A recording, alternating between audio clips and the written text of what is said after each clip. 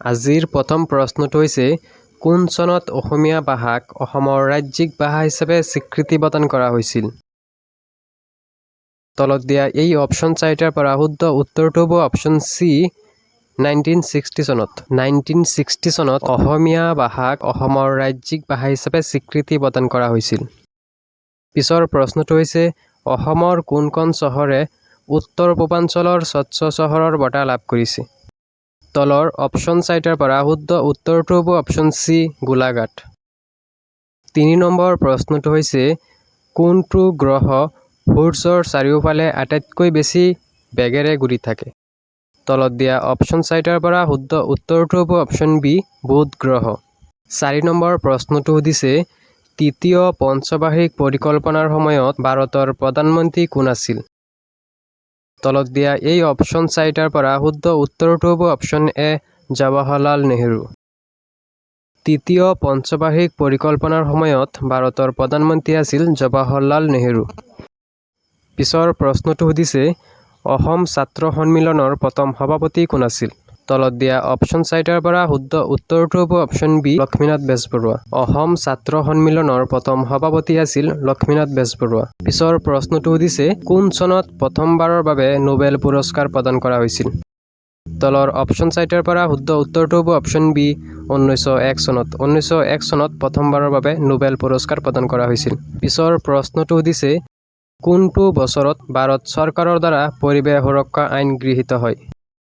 তলৰ অপশ্যন চাৰিটাৰ পৰা শুদ্ধ উত্তৰটো হ'ব অপশ্যন চি 1986 চনত। 1986 চনত ভাৰত চৰকাৰৰ দ্বাৰা পৰিৱেশ সুৰক্ষা আইন গৃহীত হয়।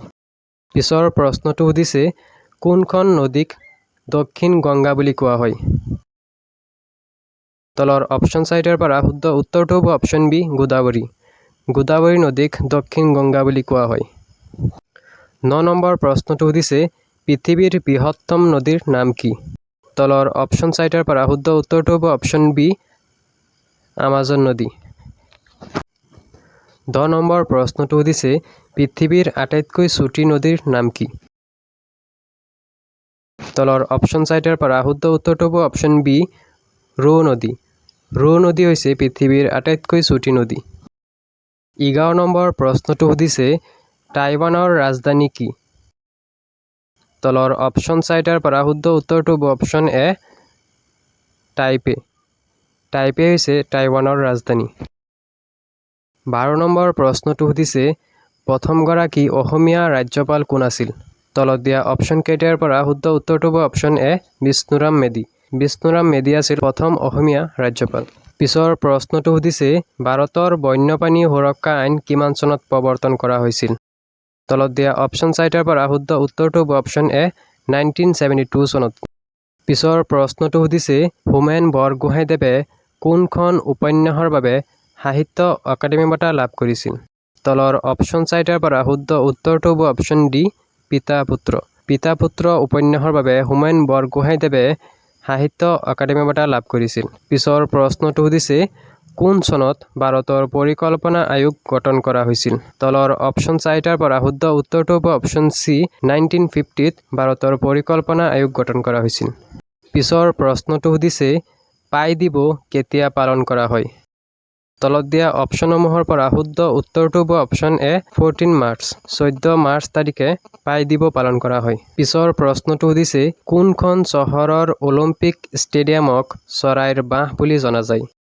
তলত দিয়া অপশ্যনসমূহৰ পৰা শুদ্ধ উত্তৰটো হ'ব অপশ্যন ডি বেইজিং। বেইজিং চহৰৰ অলিম্পিক ষ্টেডিয়ামক চৰাইৰ বাহ বুলি জনা যায়। পিছৰ প্ৰশ্নটো সুধিছে বিতাষ্টা কোনখন নদীৰ পুৰণি নাম? তলত দিয়া এই অপশ্যন চাৰিটাৰ পৰা শুদ্ধ উত্তৰটো হ'ব অপশ্যন এ জেলাম।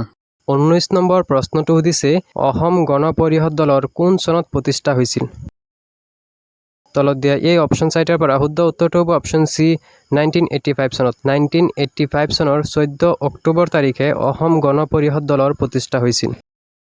মিজোৰাম ৰাজ্য কেতিয়া গঠন কৰা হৈছিল? তলত দিয়া অপশ্যন চাৰিটাৰ পৰা শুদ্ধ উত্তৰটো হ'ব অপশ্যন চি 1987 চনত। 1987 চনত মিজোৰাম ৰাজ্য গঠন কৰা হৈছিল। 21 নম্বৰ প্ৰশ্নটো সুধিছে কোন চনত ব্ৰিটিছসকলে খাচী পাহাৰ দখল কৰিছিল? তলৰ অপশ্যনসমূহৰ পৰা শুদ্ধ উত্তৰটো হ'ব অপশ্যন ডি 1833 চনত 1833 চনত ব্ৰিটিছসকলে খাচী পাহাৰ দখল কৰিছিল। পিছৰ প্ৰশ্নটো সুধিছে ভাৰতৰ কোনখন ৰাজ্যই সৰ্বাধিক ৰাজ্যৰ সৈতে সীমা স্পৰ্শ কৰে? তলৰ অপশ্যনসমূহৰ পৰা শুদ্ধ উত্তৰটো হ'ব অপশ্যন বি উত্তৰ প্ৰদেশ। পিছৰ প্ৰশ্নটো সুধিছে বড়ো সাহিত্য সভাৰ মুখ্য কাৰ্যালয় ক'ত অৱস্থিত? তলত দিয়া অপশ্যনসমূহৰ পৰা শুদ্ধ উত্তৰটো হ'ব অপশ্যন এ কোকৰাঝাৰ। বড়ো সাহিত্য সভাৰ মুখ্য কাৰ্যালয় কোকৰাঝাৰত অৱস্থিত। পিছৰ প্ৰশ্নটো সুধিছে কোন চনত অসমৰ পথ পৰিবহণ বিভাগ স্থাপন কৰা হৈছিল? উত্তৰটো হ'ব অপশ্যন ডি 1948 চনত। 1948 চনত অসমৰ পথ পৰিবহণ বিভাগ স্থাপন কৰা হৈছিল। পিছৰ প্ৰশ্নটো সুধিছে মেঘদূত কোনে ৰচনা কৰিছিল?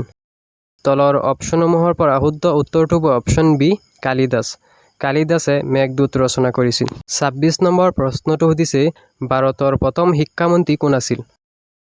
তলৰ অপশ্যন 4টাৰ পৰা শুদ্ধ উত্তৰটো হ'ব অপশ্যন চি মৌলানা আবুল কালাম আজাদ।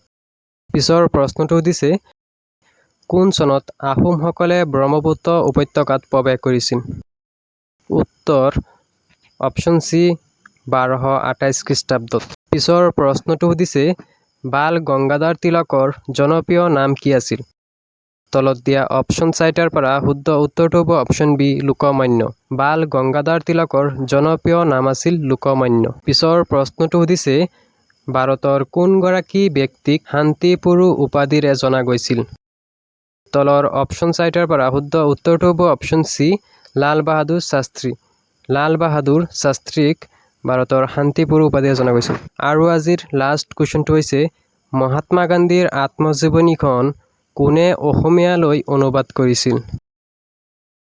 তলত দিয়া এই অপশ্যন 4টাৰ পৰা শুদ্ধ উত্তৰটো হ'ব অপশ্যন ডি অমিয় কুমাৰ দাস।